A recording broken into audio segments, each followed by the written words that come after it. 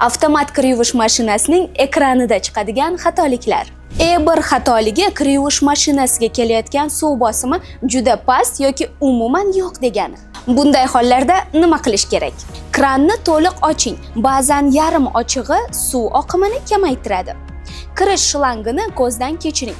Bukilib qolmaganmi?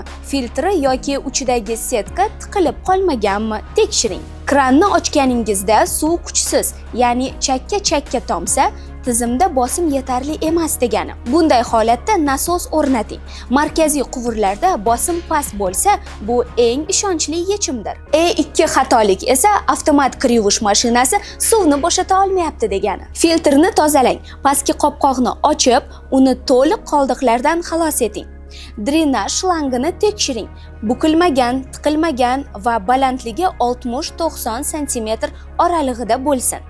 Uch xatolik eshik bilan bog'liqdir.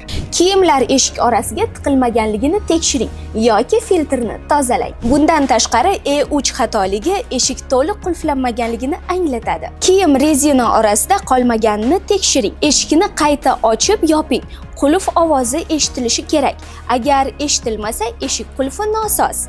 Servisga murojaat qiling. 4 xatoligi avtomat kir yuvish mashinasining barabanda suv me'yoridan ortiq degani. Bunday holda nima qilish kerak? Mashina suvni to'liq bo'shatib olguncha kuting. Start pauza tugmasi bilan siklni qayta boshlang. Xato takrorlansa, kirish klapanini, drenaj filtr shlangini tozalang. Xatolik ketmasa, servis markaziga murojaat qiling. 5 xatolik elektr kuchlanish 220 voltdan past bo'lgan holatda suv isitish qismi, ya'ni ten suvni yetarlicha isitib bera olmaydi va mashina ish jarayonini to'xtatadi.